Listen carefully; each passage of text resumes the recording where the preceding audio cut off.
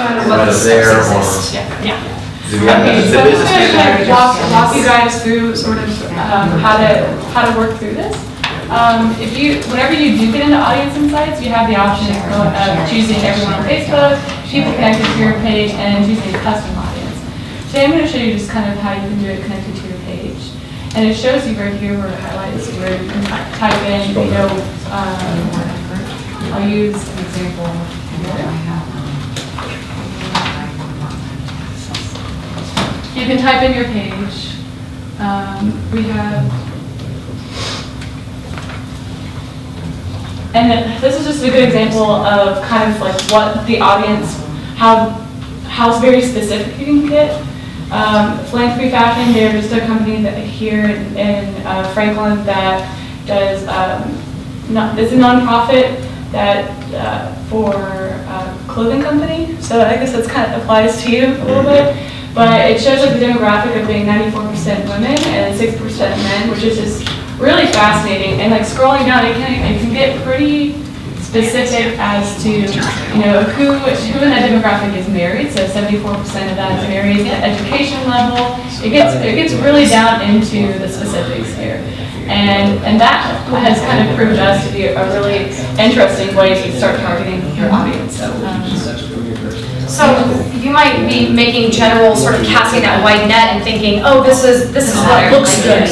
Well, if your audience is 90% male because you're in lawn care, then you need to really target to whom you're speaking. Also, you can take a look at the demographics, the marital status. This can help you with some of your entertaining posts that you have. Almost half of your audience, over half your audience is married. So that's something that you want to take into consideration when you start creating posts for these folks.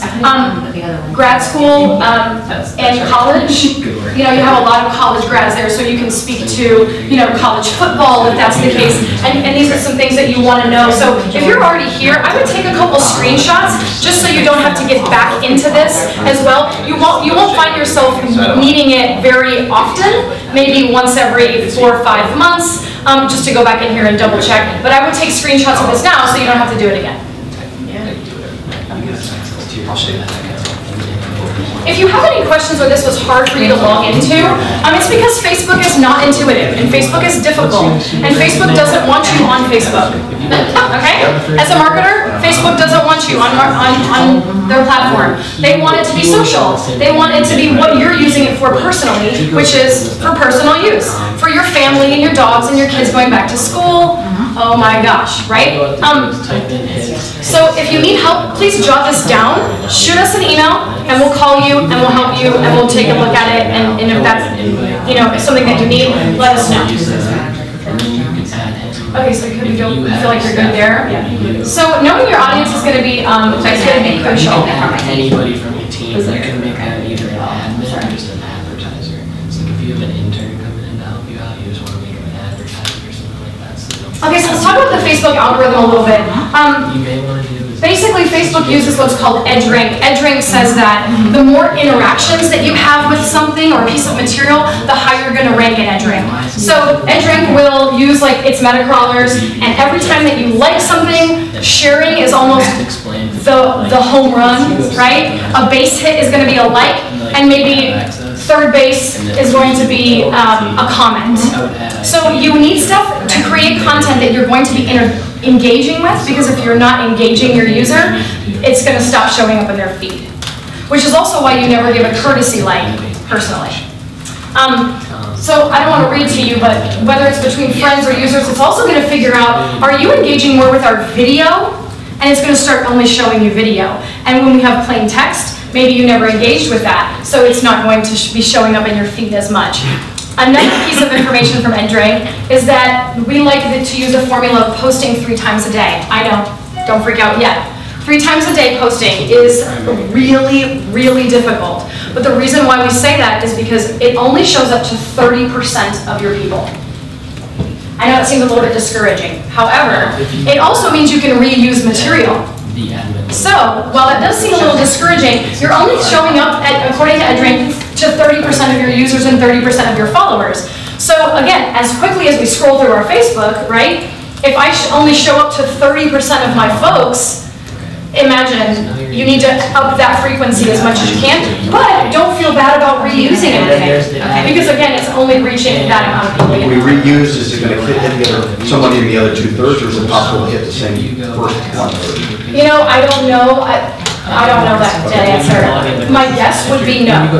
And again, if you see something twice, it's not gonna hurt you necessarily for that brand recognition. So how do we break through the Facebook algorithm and make sure that we get to our folks? You're so loud right now. You're so loud. Are you telling me? Are you done? So I'm just messing with you. I mean, we got Megan all set, so if anyone else needs help. Yeah, well, let's whisper there, Vicky, turn it down. So we want to provide value. That's the only way that we're going to get through. And mainly this revolves around entertaining your user. And I know that that's counterintuitive, and I know that we all want to sell a product. However, you are going to be super quick to be ignored if all you do is ask. You've got to entertain. You're on a platform for entertaining purposes. And Facebook knows that, and Facebook doesn't want you in the space. So we need to be able to be native to the platform and make sure that we're entertaining and informing more than we are selling. That way when we have the sell, we have people that are already listening to us. And that can be difficult, and I think that can be daunting, but we're going to try to give you some good ways to do that and make it a little easier. When your goal is to click on something, right? If we're going to break through that EdgeRank algorithm. So how are you going personally? When do you click on something? When you're laughing, right? And you're like, this is hilarious. When you're thinking of somebody else in a personal situation, you're like, oh my gosh, she would love these boots, or she would love this or that, and you tag someone. So think about those ways that you are emotionally sort of engaged. And do that exact same thing, and just speak to what's native on the platform already. Interrupt me with questions, guys. Don't be shy. Okay, so we've got different ways that we can engage users. If you're constantly creating the same looking content, it's very easy to skip over for the user because it becomes natural and normal and just sort of like you walking to the kitchen and ignoring things. That's how it becomes. So you want to make sure that you're changing up your game and you're differentiating. A way to do that is photo carousels. I love these because they're super easy. And you can choose how long each photo is standing there. So this is good for product sometimes, but also it's good for maybe pictures of your your company picnic or some sort of promo that you just ran in-house, or clients that you want to feature, and maybe have the top 3 clients of the week, and the photos will carousel through. You've also got your live video. I'm seeing a lot of you, I've been looking at some of your stuff, and a lot of you are starting to use that live feature. Don't be afraid to put yourself in it, because when you're interviewing, sometimes people, they kind of freeze up. So you maybe need to help make that easy for them and jump in that video with them and make it really comfortable for them to be able to talk to you. But when I do this to you, it's really daunting, it's really intimidating. So either set it up somewhere, have somebody else do it, and have a casual conversation so that this looks like a normal part of you and your everyday business. Blogs are great, and we're going to talk about how to blog, and we'll talk about long-form blogging in just a moment. Articles, and I think a lot of us are repurposing articles. When you do that, try not to use that thumbnail, right? The thumbnail that comes with the actual article, right? You see it in this like USA Today, and it's got a little picture there. Create your own piece, a better graphic, a bigger graphic, and then embed. That's going to be the better way to do that, for sure. Because then it looks like your content. It looks native to your brand. And just kind of speak to one of these example posts that we have here. Like sometimes whenever you'll post a blog, you have some of your audience may not see that blog the first time around. So one of the ways that we've learned to repurpose that information is by like taking some of the information from that blog post and then putting it into a graphic like this. Just another way to kind of refresh the content a little bit and as an entertaining way to get your audience engaged.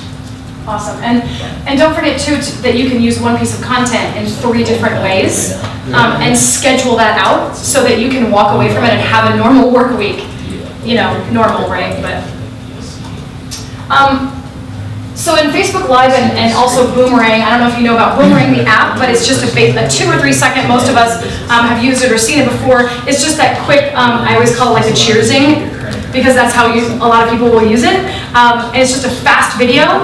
It's really neat for processes. It's really neat for, I mean, you could do you and a coworker doing a high five. It's visually interesting and it's fun, and now you're using something that's personal. So you're really hitting all of those buckets and all of the sort of the magic sauce when it comes to engagement. Boomerang anything.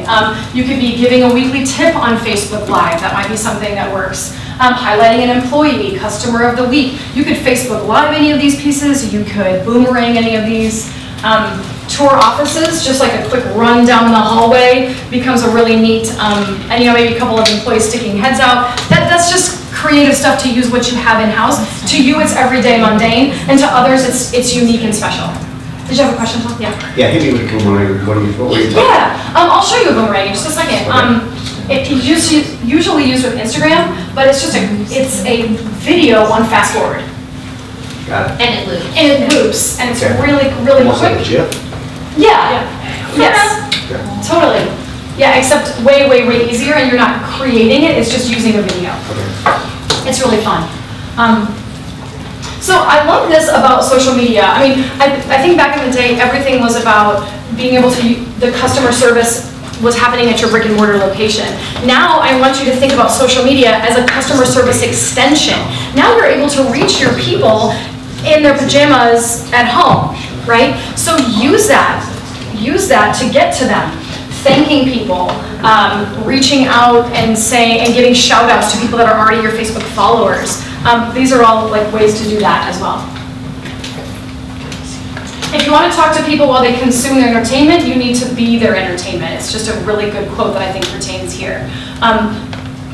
Maybe changing that space to be about how are you going to add value for your customer instead of how many things can I post of different product this week. I think changing the game, and some people have a harder time getting on board with that based on support in-house. So this is a cool way to do information instead of just pictures and blog posts. Infographics, they're easier than you would think to make. I know that seems a little bit intense to be able to make that, but it's a lot easier than you would think. And you can also reuse these many times. Maybe do a section at the top, a section at the bottom, take a screenshot of the whole thing. You can use it in 3 or 4 different ways. These are 3 that I just took off of Canva's site, and we're going to talk about Canva in just a second, which is the mecca, is it not? I know. I don't know what I'd do without Canva. These are 3 ways I thought of any sit here that you're not asking for a sell for Twice Daily Coffee, you're just talking about coffee, because you probably have a lot of coffee lovers.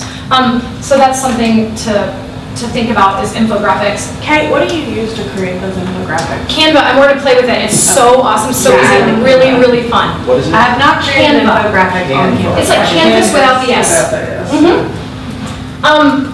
This was awesome. I thought you guys did a fabulous job here, so I wanted to show everybody. This is asking for engagement. And so she says that her jewelry line is for toddlers, and she says, they're losing a lot of sleep. So this isn't a sell, it's just an ask. This is my number, what was your number? So when you take those little quizzes and then you have to put in your number, you got some ownership there, and now you're all kind of laughing at, oh man, I got 12 hours of sleep, oh, you lucky, I hate you. All of that, the more you create that conversation, every one of those is just giving you points on that Facebook algorithm for your followers to see you. I did something for a client a couple weeks ago with polls. They are a rental company for equipment. I said, share if this is a hand truck and like if it's a dolly. And so people have different names for it, and so people were sharing it and arguing that that was a dolly, and other people say hand truck. I say dolly, but tag somebody who, you have to ask the user, explicitly ask them what you want them to do. Tag somebody who, like this if you, those kinds of things. Post a picture of your favorite. You want to talk about Longhorn?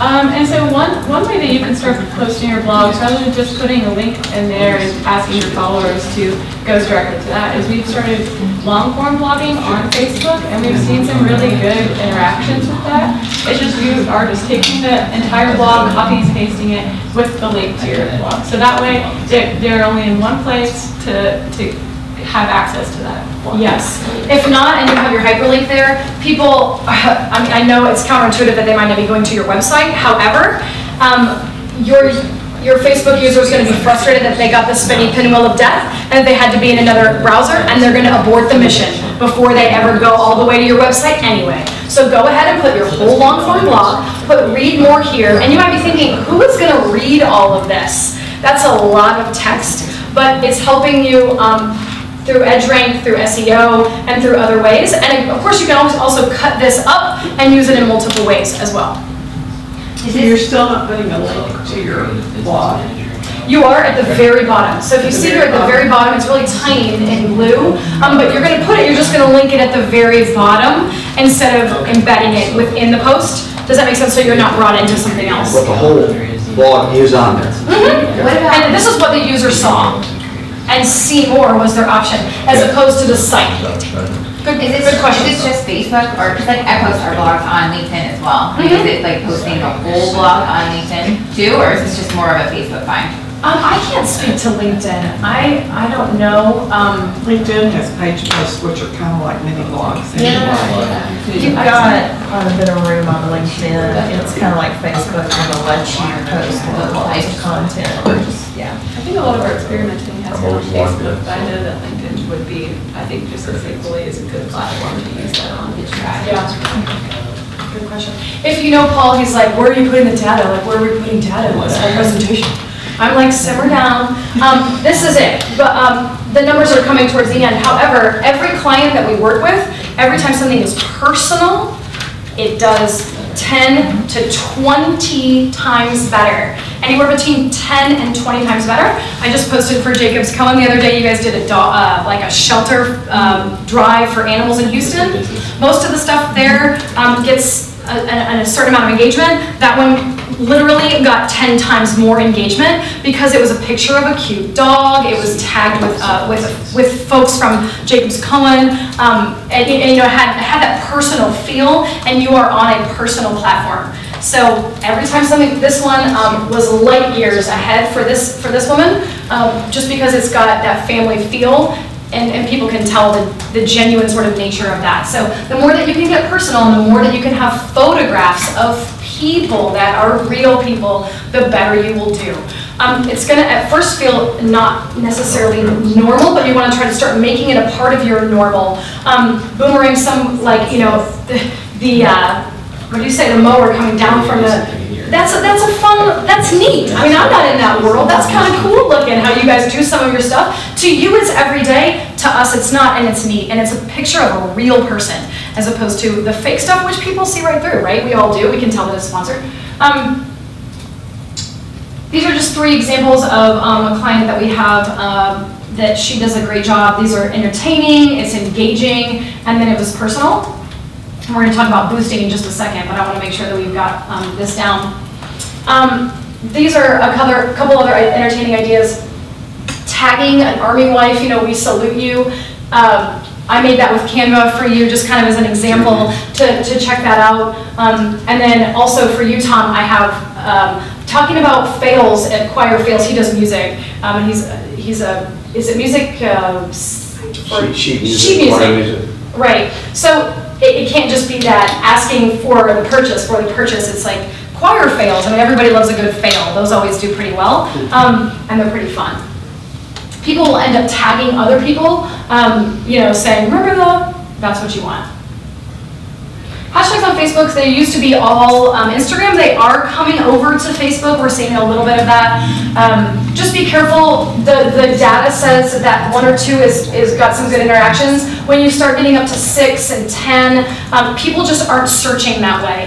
Remember to use hashtags wisely, not things like, can you believe it? Like, no one is searching, can you believe it? And that's not what a search is happening. They're searching, my brothers tear down barns and build furniture, and I always use barn wood is better. Hashtag Barnwood is better. I have all of my posts together. You know, now it's starting to feel that like, and people have even said that to me, oh yeah, Barnwood is better. So you're sort of creating that brand within your own stuff, and you're also able to organize as well. So if you did like a every Veteran Monday, start putting, you know, Vet Mondays, or whatever you're putting, Wife Wednesdays, Vet Wife Wednesdays. Of course, I'm making this up too. Sure, sure. But you guys are putting, right? And again, that practicality is also really nice. This is everything, y'all. This is so good right here. This is gold. Too many promotional messages. I just want you to see that. Too many promotional messages is the reason that people are aborting the mission. Okay, and it's also the reason that you're not showing up in the feed. Just because you have 7,000 followers doesn't mean that 7,000 people eyeballs are on your page. That is not the case. You have 7,000 people that liked you in 1999, but they haven't seen you in forever. And if you go back and look at the things you've liked, and you'll notice they're buried. They are buried. They are long dead because you haven't touched any of their pieces for so long. So don't be thinking of, you know, kind of the mindset we have as marketers is, okay, this event and this sale and sale and sale. And we kind of need to be thinking, wait a minute, we're in their space. How can I speak to them in their space? And just be careful with too many promotional messages. The second was information is not relevant. So use that audience insights tool to really figure out how can I stay relevant. And I would ask your audience. I would ask, what do they want to see more of? What do they like? And have like a little focus group within maybe your office, or you know, get family members and ask them, hey, what do you think is doing well and what is bombing? And if you have good friends, they'll tell you. If not, call us. That's right. That's right. I'll let Billy take it over. She's really the expert here. So usually to kind of organize all the ideas with social media posts and blog posts, we usually put together an editorial calendar that will that would be helpful for you guys just to kind of keep your thoughts together. So yeah, this is a way that we house a running list of great ideas and house events and holidays. So kind of staying on track with like what's going on in current events. You know, so just like as an example, like September 11th is coming up on Monday, and maybe having like a memorial post, being active and being relevant, and don't be afraid to kind of veer off in that direction at all. Build out. So this is a way that we also will kind of like, we can take some of the blog posts and we can kind of break that up into pieces for each social media platform. So just as an example to. Yeah, as an organizational piece for you. Sorry, I'm snapping your head. Yeah, absolutely. Because yours looks better than yours. It's taken a little bit of time to dig it down in the system. I'm gonna get You wanted to speak, Paul, to content calendars. I think you had a really good voice here for content calendars by way of like micro-influencers, etc. Do you want to speak to that? Yeah. So I think it's important to plan out the content that you want to talk about every week or every month. And it's important to just develop some kind of consistency that's right for you and your team and your brand.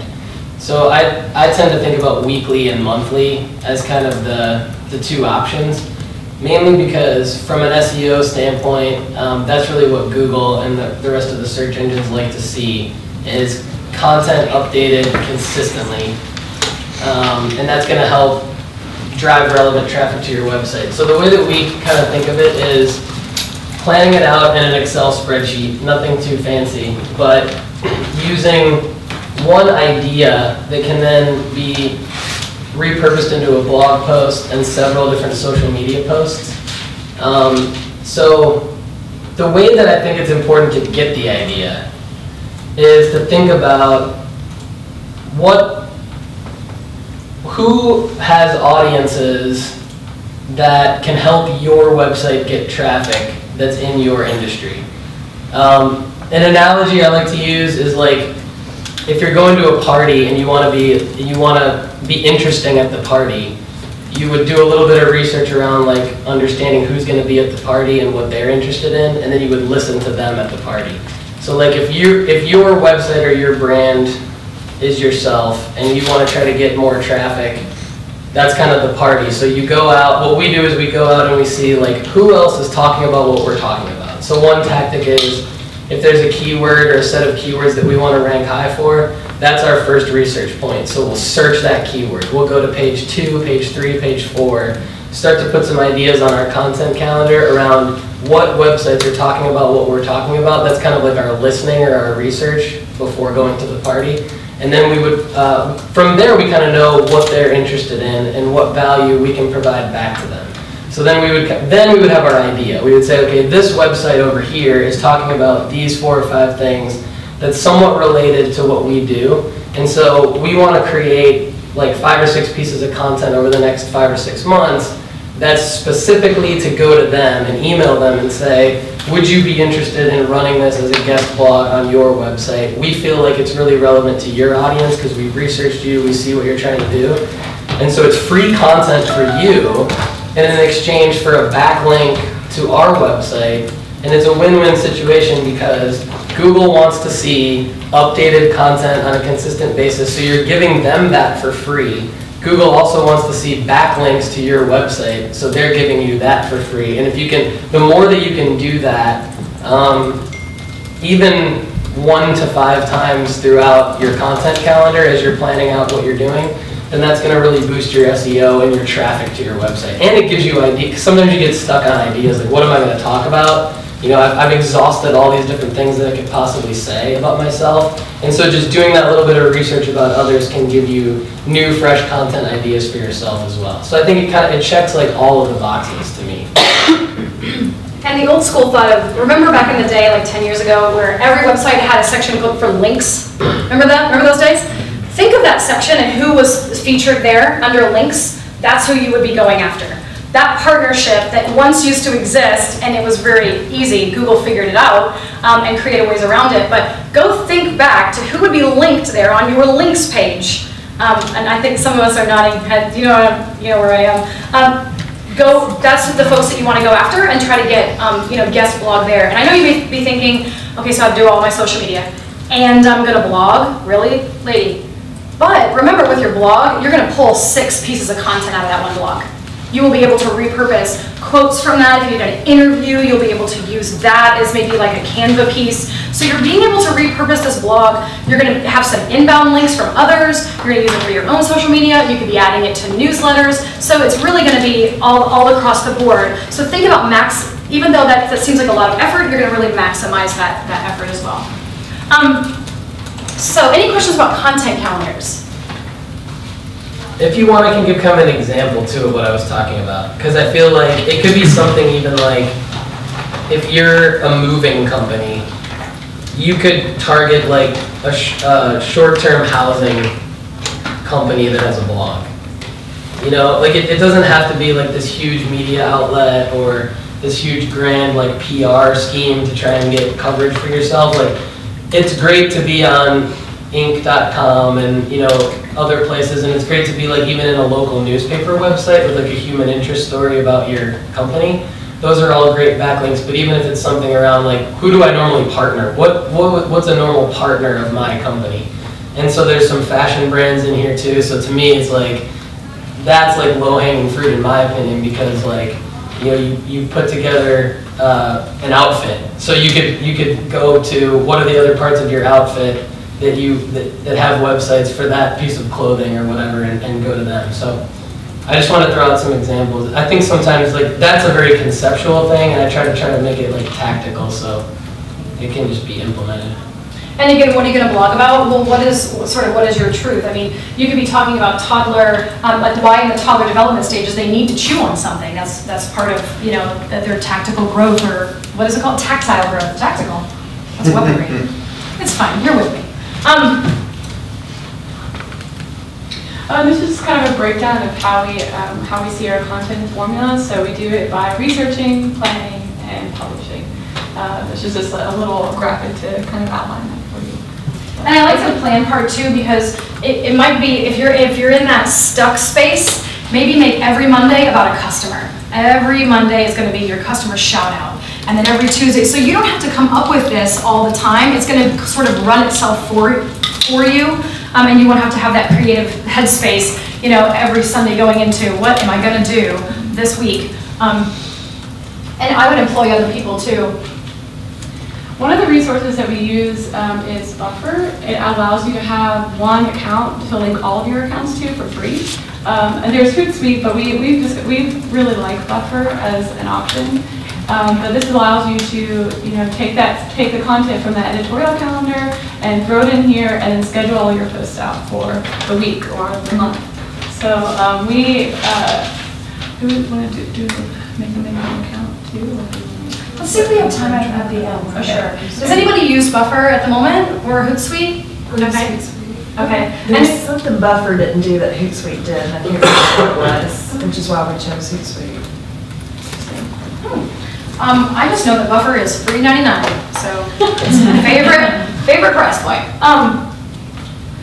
And then Medium is another platform that we use. We see it as if you're trying to be a thought leader in your industry. This is just another place for you to put your blog posts.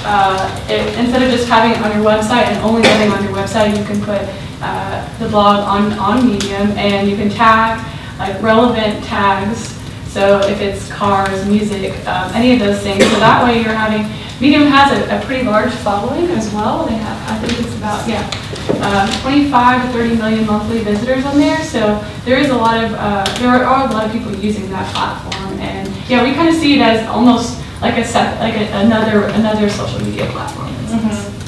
And a lot of these bloggers it's a good way for you, instead of writing the blog, would be to go there, give them credit and take their information and then put it on your site. Just maybe linking back to this Medium, to the Medium account as well. So Medium, again, if you're going to put your blog out, why wouldn't you put it on the platform that's free? Why not put it there? Why not tag as well, in hopes that some people will find you, especially in such niche markets that a lot of you are in?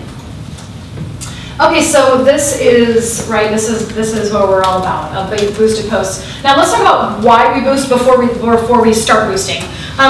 Again, Facebook is not all about us as marketers, and in fact, they're trying to figure out how to kick us out at any turn. So why boost? Because if not, you're going to see that your reach is 4% of what it could be. That's just the numbers. Why do you say they want to kick out marketers? Because they want to use it as a personal platform, and so if we know and using it for social purposes, that if we go there and it's full of ads, we're all going to back out. We've got to have a lot of frequency, and I think for some of us that's hard because we've got a lot of other things on our plate. So yeah. I have a random question. Yes. Maybe jumping ahead. It's okay. I know when you try to do Facebook Ads Manager, boost engagement, and you pick a post, you have to watch your photos if they have too much tag, texting them. Yes. Assuming it does the same with Boost Post. Yes. We don't use Boost, we just go straight into Ads Manager. Yeah, it'll flag it. Did you have a comment on that? I also have a question that you might end up eventually covering. Okay. But when you do a Facebook boosted post, isn't that when it says sponsored? It didn't, and then now it's starting to. Yes, it's really it's small font, but that doesn't feel like organic to me when if you put $5 behind every post, but every post says sponsored, I'm going to ignore that company because I'm going to be like, oh, they're just trying to target me, and I'm going to keep scrolling. So here's this, and this may sound. I'll answer that in two ways, Anisia. I think the first is, it's a great question. The first is that it's got to be entertaining to the point where I don't see sponsored in 10-point font. Does that make sense? Yeah. It is a part of my natural scroll, and it's kids back to school, and it's funny memes, and then, you're just part of my, that's funny. That's kind of where your head maybe can, you can sort of change that mindset. Right. The other is that it changes all the time. So that is brand new of the last maybe 3 or 4 weeks, and it's going to change again. So the other way to work around it is more frequency.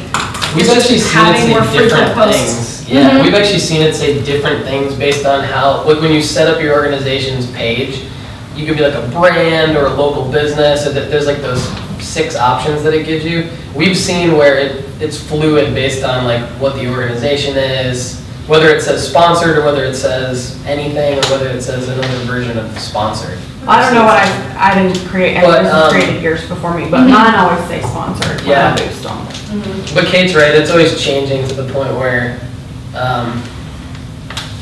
we think the best move is to get it in front of your target audience for $5, and then that gives you the at bat. Like that gets you up to the plate to have the chance to acquire the customer. And if the content is interesting, I don't care that it says sponsored, because it's interesting to me. And you've reached out to me personally and you understand me, so I'm gonna throw the like, because it's you know, it might be relevant.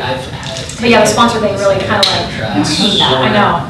So, kind of going back to that text, Submit it into their image. so, on the text piece, you know, on an ad, they used to say it was 20%, and now they don't really even say what it is, but they'll kick them back, right, if they're too much. So that exists for boosted posts as well, correct? Is that what we're saying? Yeah. But the rules are very vague about what that is. Yes, and they change all the time. There's a chart, you can input your thing and they'll tell you, right? They chart it. Actually, they've moved away from that. Okay. It also used to be, you know, you could call customer service, now it's automated. I mean, it's, again, like I said, I mean, Facebook just doesn't necessarily, we are the stepchild of this platform. And so we just have to work around it and make our, you know, make it native, I guess. Let's talk about boosted posts now, and keep asking questions as we go. So the thing that's so fantastic about this is you can get super, super specific, you know, based on age and gender and geolocation. I could change this radius just to be 10 miles. So if you just want to talk about Thompson Station and really reach out to that small community, and they're going to be, ooh, feeling all the good feels, right? Because you're just talking about 12 people and a cat and my mom. That's something that you can do there. And you can go right into that little town and only use that town. And so spend time making that content and boosting it just to those folks, and you're gonna have some pretty good success. Age and geolocation, again, you have your audience insights. Now use that information to figure out how you wanna boost. And beyond just geolocation, you can see here that you've got age, and if you guys want to go into a post that you have and you like, and you want to practice boosting it, that's something that you can start doing right now, and we can help you and go around. All of us data-driven people are in the back, so just kind of wave at us if you need us. Gender, men and women, I find it really just a good move to target them separately. If you're gonna spend $20, does it make more sense to spend $20 in casting a huge net, or should you go straight to exactly, you know, to your people and give them, you know, what's meaningful to them? I think it might be worth your time. Also, these, you can use them again. So you might go back into an older post and reboost it. Remember, only 30 to 40% of your audience saw it anyway, and they saw it 12 weeks ago. I can't remember, you know, what was in people's Facebook feed this morning. So don't feel like you have to keep recreating the wheel. If you have a really neat piece, use it again. So let's talk about interest, because this is where it's really fun. If you go through, you see the detailed targeting piece right here. That's where we are within the boosted post. So it started with gender and, you know, and demographic, and then this is below it. You got your demographics. Right now, I'm just showing you because it's so obscure that exists for you to pick underwater basket weaving. And I'll show you a little bit more of how you can break it down, but we can target, you know, dads who have boys in a soccer league that, I mean, you can type in soccer moms, it will auto-populate for you, and you can get that specific. You know, lawn care or working moms or single moms would need lawn care service over somebody else. Go ahead. So we use this in a few different ways. One is to like validate whether or not, like if we're working with a client, we want to validate whether or not their audience is on Facebook. 10 times out of 10, it is, to Kate's point. The other way that we use it is like, even if there's no Facebook strategy at all, we also use it for ideas. So like, back to the content calendar, it is a fun tool to just start typing in different potential demographic, like interest in behavioral groups, and then see what comes up, and then hit the suggestions, and you see more, like, then it starts to spark ideas. Oh, maybe my business needs to target this.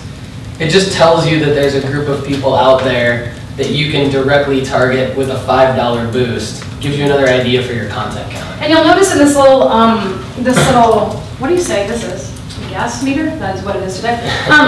build This is this too audience builder. specific. Your audience builder is not gonna be able to boost this post yet. You're gonna have to get yourself into the green section, meaning that you have enough folks to be able to boost to.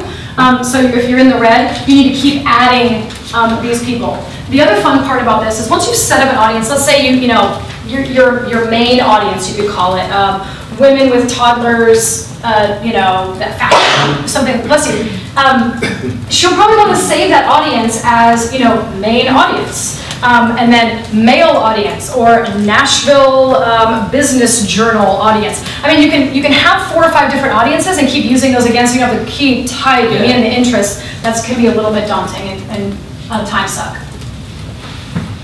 I mean, like for Jennifer, like she could have an audience that's pregnant moms, where your messaging is different to a pregnant mom than to a mom that has a baby who's like teething now, right? And then like Carrie could have all sorts of different audiences for the CPA firm on, is it a business that you're trying to target, like outsource CFO services, or is it an individual tax return type of content? And so this is where you create the content, to Kate's point, even a $5 boost to that audience just becomes more relevant.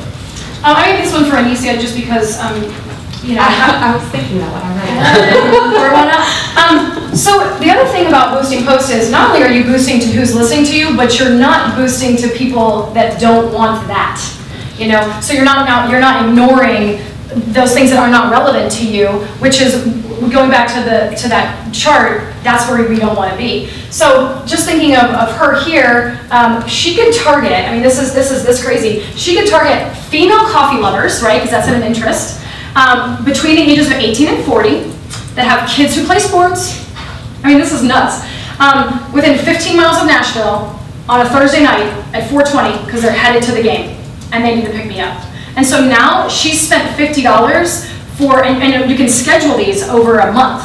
She spent $50 for that month, and she has gotten to just those specific. And to the 4:20, is that just the time you're scheduling? Yeah, you can schedule it, exactly. Okay. Exactly. So that's just kind of a way to, you put some effort into finding this picture and making this graphic, and then you're going to put some money behind it, but man, you use that money really, really well, and it only hit the eyeballs that you wanted them to hit. Okay, and this is, remember the first slide where Kate was talking about like the cost per audience attention? So we're talking about like $5 versus whatever the TV commercial or the radio, not, those things do work too. Like, radio ads, radio reads, they do work, they're just more expensive than that. And when you're watching TV, you're on your phone, on Facebook. So just kind of thinking of yourself as a user, reflecting as well. Boosted posts versus creating an ad manager, is there one better than the other? So the only technical difference with that is you can't create an ad in the page manager, but you can boost the post. In the ads manager, you can boost a post or create an ad. So does that make sense? So you make a post in your page manager, and you can boost it through the page manager. And since it exists, you could go into ads managers and boost it from there. But you can't. But creating an ad is different than boosting a post. Right. And to create an ad, you just have to do it in ads manager. So is one better than the other as far as who's going to reach? No. For a boosted post, it'll be the same. Yeah, it'll give you the same features. Okay, what do you do more, boosting posts or creating ads? It depends. For us, it depends on the client. Okay. For our team, I think we boost more posts than we do Is create ads. it assign a boosted post to a campaign or anything in Ads Manager, or how does it track? Yeah, you could create it. Because we was everything in Ads Manager, so. Yeah. So what she's asking is just kind of about the structure of Ads Manager. It's not the most intuitive structure in Ads Manager to organize. And everyone I've been walking around helping just get into Business Manager, that's kind of a pain too. But you can, if you want to be really well organized, you just kind of have to take extra steps to say you basically create something first, get it running, and then move it into a campaign. Okay. Because we have a basic engagement campaign that just is ongoing, and sometimes there's an ad running, and sometimes it's inactive. And what that's really useful for, in my opinion, is your reporting. So everything we do at some level is based on the reporting, because we want to look at how did the previous week or month perform, and then what do we do next. And so if you organize it initially after you run it, then it makes your end of the month, kind of like last week of the month, a little easier than like going through and doing it all manually. So your question was, can you boost a post and then organize it kind of under a campaign? Yeah, I use report card, and so I'm trying to make sure it all stays Okay. pretty. Well, if it's difficult and you're swearing under your breath, that's about right. Because it's hard. I mean, and it's a lot of having Google open and being like, I'm trying to do. That's normal because Facebook is just not user friendly. You've all figured it out probably just to get your page set up. You had to claim it. They had to acknowledge it. They had to, Eclipse had to have it. All that stuff was for you to be able to be here and use Facebook. So this is the final piece of the boosted post. So I showed you the first screen. Now we scroll down to the bottom. This is the last piece of the boosted post. Your budget here, you can set, to anything that you like. The reach is going to show you, where the target is based on that meter that we talked about earlier. The thing I really like about this is you can do it for a different set of duration of days and then walk away from it, and it can just work for you. And you can run it for a month if you feel like that's something that stays relevant for that month or for the week or however you think, whatever your audience needs or will react to. This is the boost has already finished. I would say that this was about a $40 boost for 5,000 people reached, almost 6 actually. It's hard to see from back there probably. But again, I want to say that this was between $40 and $60. It ran for about a week. And if you'll notice here, she had 23 comments. That's fantastic for $40. And I bet a lot of these people were converted into page likes, which is successful. At the end, you can see your results and see how that worked. This is, I'll show you in a second. There's a way to show as it's working for you how much money is left and also the reach. So you can see where you stand as it's in progress. What guide do you use for setting budgets? I find that to be so fluid. So it can depend on, a lot of times we get asked like, we need to generate X amount of leads this month.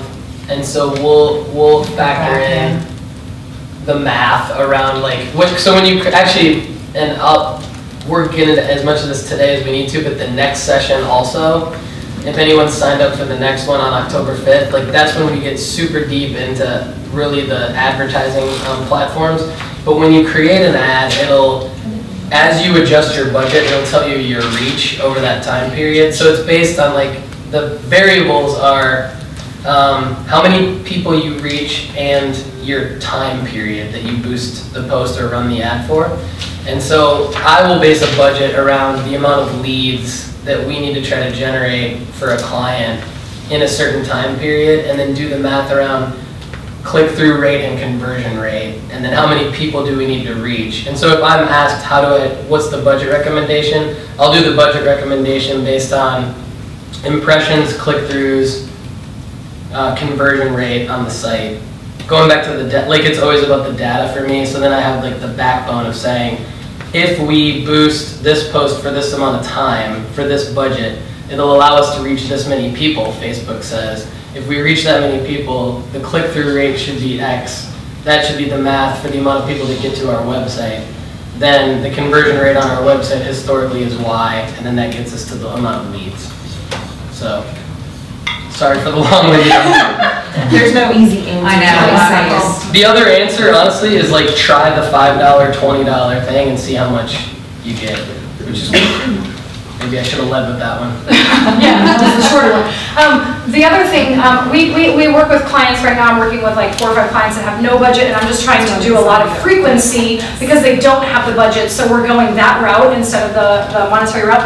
And then I have clients like this who want to put a budget behind every post. They the difference there, I mean, guys, it's night and day. It's 2 and 3 and 4 likes on a good day, 11, okay, versus 26 in a span of 3 days because it was boosted, and 23 comments boosted over a week. So, putting money behind those organic posts is going to give you a lot more bang for your buck.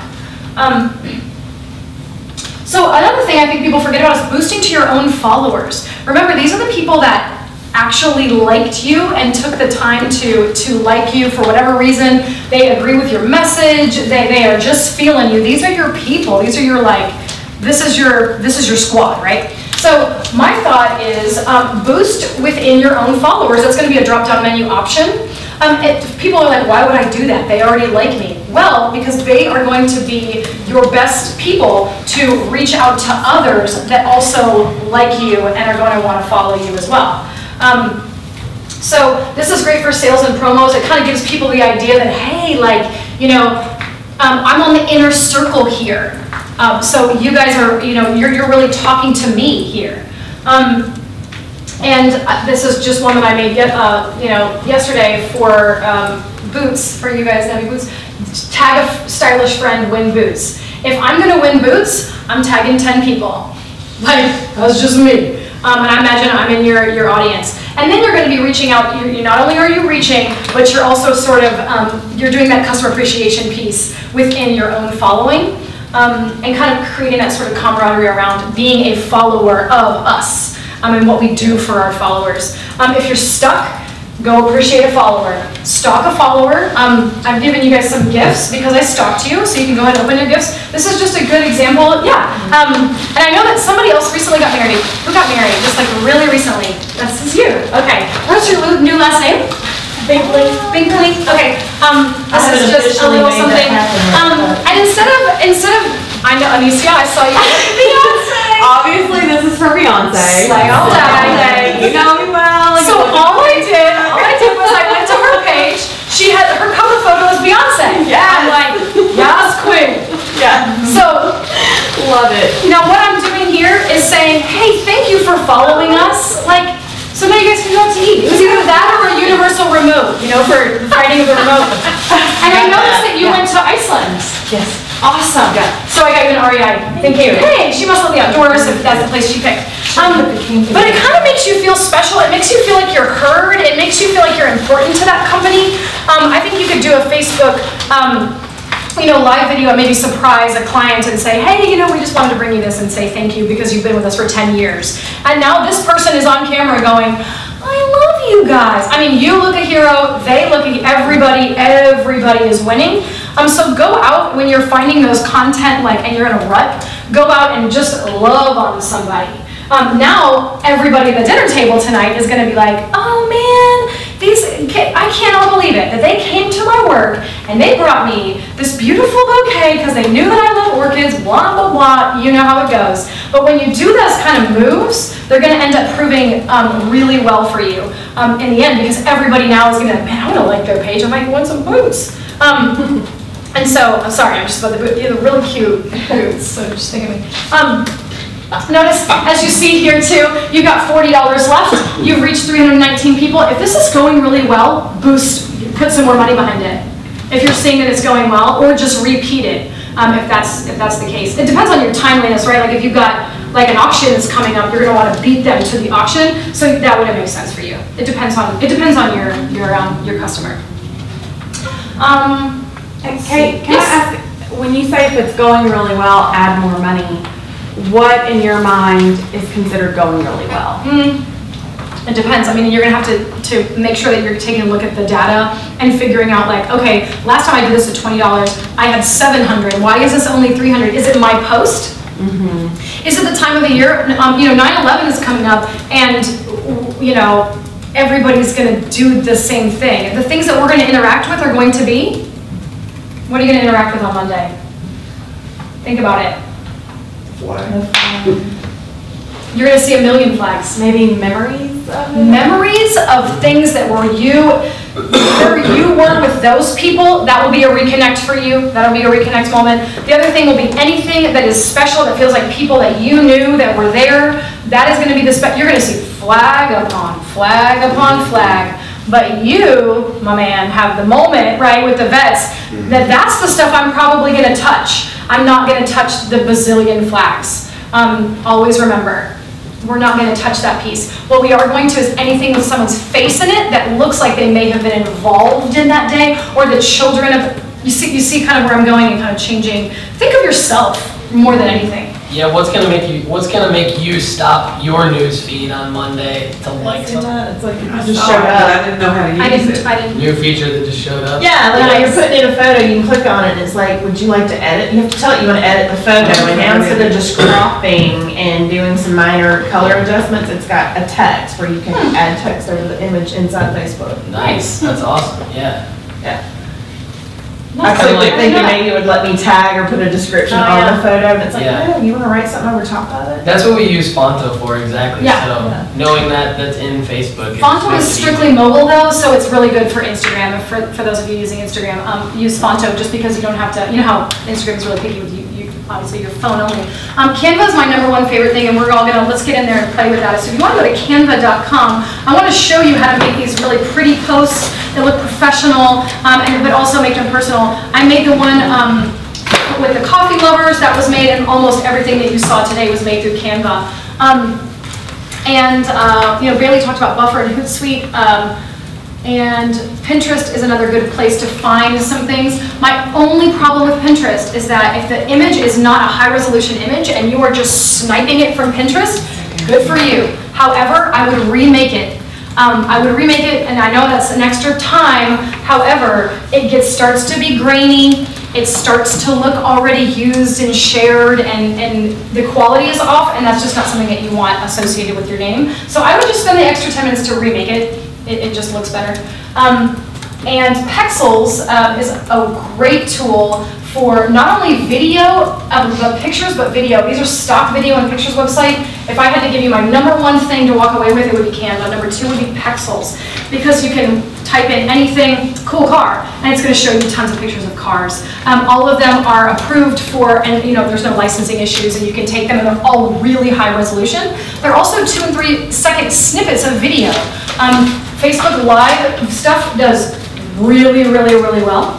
So does Boomerang. And then third is going to be video and carousels. So being able to create a video, I know it sounds a little bit daunting, but the Facebook video creator is easy. It is so easy.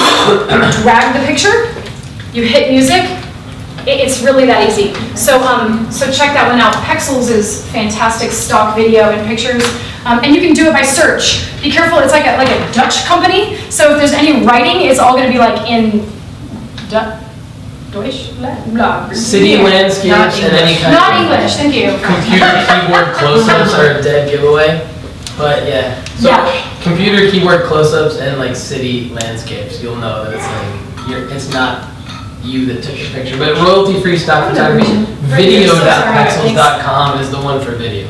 Okay, so if you're looking at Canva, this is everything. It's so much fun. So I'll show you. This is what it's going to look like. These are all the posts that I've been doing recently. This is kind of it's going to keep them all there for me. I can also organize them. My clients, if I wanted to, I can do that. You can upload your own stuff. So I'll show you just an idea here of different things that we can create. So we've got these first two are all social media. So how fun that we can just drag this, and I'll show you what it looks like. Let's do a Facebook one. If I click on Facebook, I'm now given a ton of choices on the left. Now, these are just templates. It doesn't mean that it has to look like that. I can put whatever dates, people, anything I want in there. Let's say that I love this girls' weekend, like the look of it, right? You're not gonna want girls' weekend. Like, that's exactly what you don't want. But I can take this picture, replace it, and I know that I like the look of it. I'll make that black, and I can play with it a little bit. They're completely fluid, and you're able to do whatever you need. And you can change the picture, so let's just grab one and start playing with it. Again, let's see, anything with an image, right? It makes me think, oh, this must be someone that lives here in East Nashville. And Yep. But see, we want an image, right? Because that could be somebody's cousin, that's our point, right? Because we're playing on the platform. So I can change this to be whatever I want. I can change this little graphic. I can make this bigger and smaller and filter it and put words over it and give her a word bubble. I mean, whatever thing you want to do. If you go over here to the left, let's say that I want, to add some graphic. I can type in anything. It's just so easy and so fun. You can also make GIFs in Canva. The way you do that, what's that? Yeah, well, the way you do it is you add a page at the bottom, and so I would just basically copy this, and let's say I wanted this I wanted this, oops, sorry. Let's say if I change this background's color to blue, and then I copied it again, and I changed the background color now to red to green, my GIF would be red, blue, green, and it would filter through. You know, to have that look. It's really neat. You just have to save this, and then you put it in Jiffy, and it will do that for you. So you'll see you've just created a little red, yellow, blue, red, yellow, blue. And it's just got that like that fun sort of pop at you. And it's going to take you 15 minutes to make it. But if it does really well, that was 15 minutes well spent because you got new followers and maybe people were interacting with it. Don't be caught up. Export it to Jiffy? Mm-hmm. Okay. Yep, just hit save. And so everything is going to be downloaded here. You know, I would title it whatever I want to, like, you know, whatever it is. And then I would hit download, and then you can just upload it from Facebook. Yeah, really. What's your password? What's that? What's your password? Oh, this is Paul's surprise party. As usually, I'm not usually this cryptic. Stay out. Oh, I didn't even log in. Because he's like a tech guy, right? He's going to break into my stuff and figure out his party. Stay out 11. Stay at 11. Yeah. Stay at 11. Everyone, that's my password and everything, so you're welcome. Also, we talked about infographics a while back, so I want to show you as well on layouts that you don't have to create an infographic. That's a little bit daunting, I get that. But let's take a, let's leave this. And let's try, here's an infographic here. I'm not going to reinvent the wheel. I'm going to steal from Canva on the left. Be careful as you hover. Do you notice this dollar sign? It's not expensive, but some of those they do cost $1. So just be prepared whenever you download it, it's going to cost to charge your card $1. But if you hover and you see that it says free, then that's one that you can use right here. Just pretending here. Obviously, I just like the look of this. I don't necessarily like any of the wording or any of the icons, and I can go in there and I can flip-flop all of those out. The 5 most common mistakes used watering your lawn. Now, I don't know anything about that, but you get where I'm going here. Not doing it when you're supposed to. Just one real quick point, since I say GIF, but I know that's wrong. The GIF, you can't upload those to Facebook, or you couldn't, and I'm not sure that you still can. So if anyone makes a GIF and needs help with that, just let us know. We can show you how to do it. There's a quick workaround. Mm-hmm. I know this is a lot to think about and do, and like if you had to do all that, I mean, it's just like, it makes your brain hurt. But if you do 2 things this month and 2 things, and you just keep trying, it will just become a part of your norm. Remember with Facebook, you can schedule the posts. So maybe just set aside that hour and a half on Monday, an hour or 30 minutes to make 3 posts, schedule them for Monday, Wednesday, and Friday, and that's what you can do this week. And that's probably better than what you've done if you haven't touched it in a while. So the bigger piece of this as well is just remembering that you've got to add value for your folks. You've got to add value. Why am I following you? Why am I going to engage with you if everything you do is tell me that everything's on sale? You think your 40% off sale is everyone is going to care. Well, they're not interacting with it, so they don't even see it to care for it. So just kind of keep that in mind, and don't be afraid to be off-brand, and send them to us if they don't agree with you. I'll send them to you. Another tool, if people are already using Buffer, is Pablo. Just for social media posts, and they have a free photo library that's already connected to it. It's really easy if you're just looking for something to put text on. What is it? Pablo, like Picasso. I thought Escobar. That's where my head is. And you can save your logos and things into it. It doesn't have the same features as Canva, but it's real easy for short things. Cool. So we're getting towards the end here. I think a lot of us get stuck because you're so ingrained into what you do. And I think the ways to get unstuck are to think about that you just need to document what you do. Again, it seems boring to you, but to others, it's still, you're keeping that personal, you're keeping that personality, I've never seen like what a truckload of really cute boots looks like coming off the thing, and I would be like really hyped to see that happen, you know, with shoes. I mean, that's just, if you're a shoe lover, you're like, man, I never knew that this is how they did it, or how to like get all those little laces in there, how those little hands are doing all that. That's just interesting. To you, it's normal. To other people, it's not. So just remember to document instead of create. Set yourself a schedule. Every Monday, I'm going to do a sell. Every Tuesday, I'm doing this. Every Wednesday. That way, you're not at that situation where you're like, oh man, I got to do something today. You've got yourself set up with that, and it's just going to flow. It depends what works for your work week. I'm just kind of trying to give you other ideas. We talked about this before, but give people shout outs. Like we talked here, appreciate them, reaching out to them specifically because you know who they are.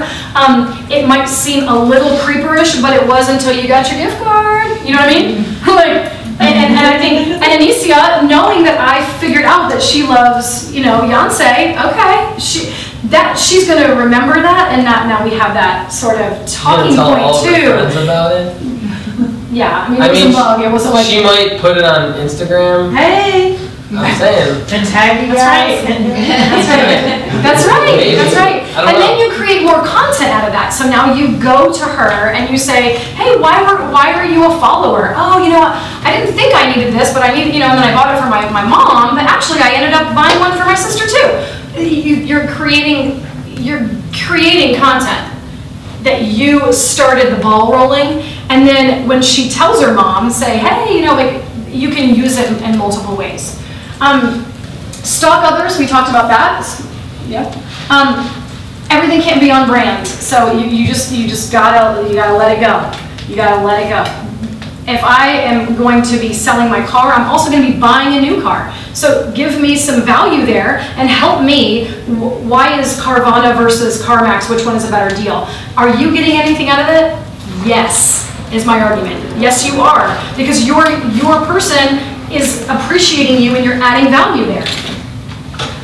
So it doesn't feel immediate ROI, but it is ROI nonetheless. So I hope I'm changing your. I'm getting some nods and some daggers. Screenshot your website on a dry day. I mean, parts of it might look really neat. I do that with Jacob Cohen because I don't know anything about, you know, that world. So sometimes I go take and I'll use bios of their folks. And when I put them in their bio, you know, now you've got other people looking at that bio as well.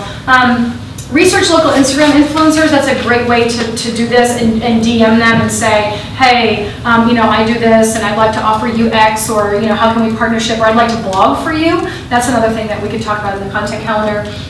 Thank them, we talked about that as well. And again, just documenting over create. You might have a Google My Business listing over here and then ads below. So this map is super relevant, obviously, because it's like right below, it's right at the top. So those actions will help get you on the map. And then to this point, this would be what I was talking about on the right-hand side. This is your Google My Business logo listing, is what shows up here.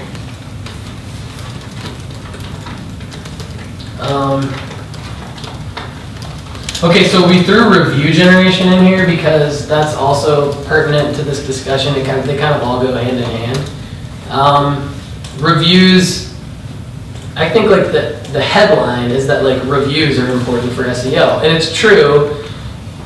Reviews are more important for your brand, that you want to have positive reviews, but it also does help SEO because, again, if you think about Google just being an algorithm, where can that computer algorithm go get information that validates a real successful business from another one? And so they definitely do go to reviews, so it's extremely important. We think that like a lot of what Kate was talking about, where there's kind of extra effort to get to know who your audience is, so then that gives you a content idea. You're going on the offense. You need to go, the best review strategy to combat negative reviews is to go on the offense and try to get positive reviews. So actually, there's a plumbing company based out of Franklin that I know gives all their technicians iPads, and then before they leave, everyone they train them, and before they leave, they ask them to make a review on Google right there. And so it get like very common sense tactical stuff to just get it done right there is going to be the way to get that stuff done. And so like boots on the ground, sometimes literally helps your digital strategy SEO big time. The other way to do it, if you don't have those touch points, would be to go through something, again, Yext offers this, so we offer this up through our partnership, is just the ability to utilize your existing email list, your existing customer list, and send an email prompting a review that would then be submitted immediately to any of the sites that have reviews, which would be Facebook, Google, Yelp, obviously, but all the same sites that have the local listings have reviews. So go on the offense for that. And hopefully this helps with actually what to do. I mean, we've seen other tactics, like a big tactic I'm a fan of, so this is where you can have here's just some of the examples of where there's reviews. This is where it could just be a spreadsheet of first name, last name, either phone number or email, and then they can get prompted via text or email to then go make a review, your existing customer list. One tactic I'm a fan of too is on your contact page of your website, prompting feedback and then curating the feedback so that and it's relatively easy to do from a web development standpoint, but have your web developer look at if the feedback is positive, prompt them to leave a review on Google, and you can link to a page on Google for them to leave a review. If the feedback is negative, then obviously have them be submitted to the appropriate person for them to have them follow up for your business. So that's another way to, I guess it's it's proactive. It's not quite offense, but it's better than defense. So I think those are the main points.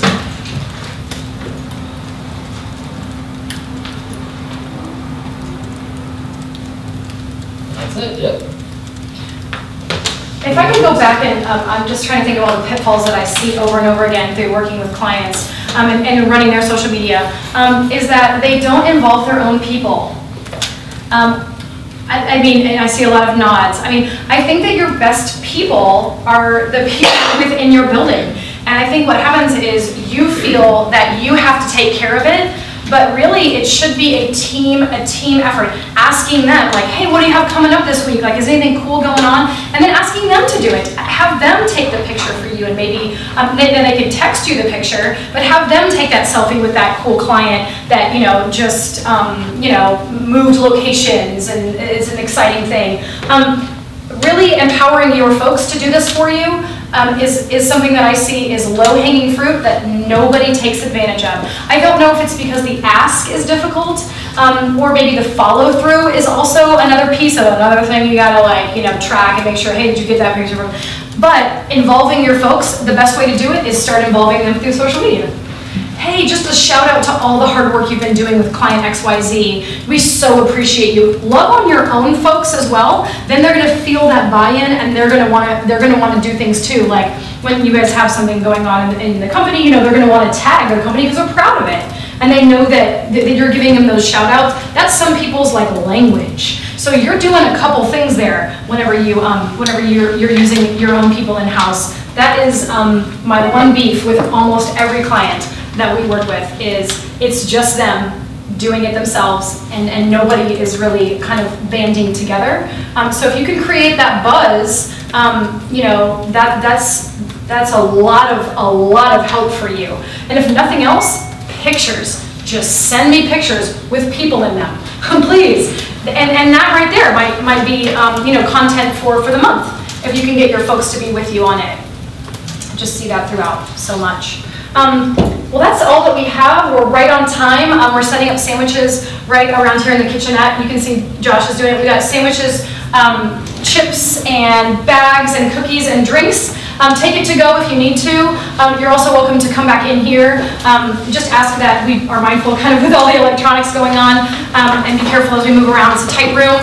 You're welcome to stay. We're going to be here for the next about 45 minutes to answer any questions that you have, work with you. I'm going to send this presentation out to you by day's end, so you have that, and you didn't have to, know all that. And make sure that you reach out to us and have any questions or email. We're all back here. Dave, Casey, say hey. Hey, these are Chris. These are all our folks. We're happy to help you with anything if you get stuck. So hopefully some of you we'll see again in October. That's our next Data-Driven Academy. There is space available. I think we have probably like 5 spots open. Yeah, about 5, yeah. Yeah, so looking forward to it. And again, thank you for your time, and good luck, and happy hosting and posting and Insta slamming and all the things that we're doing, right?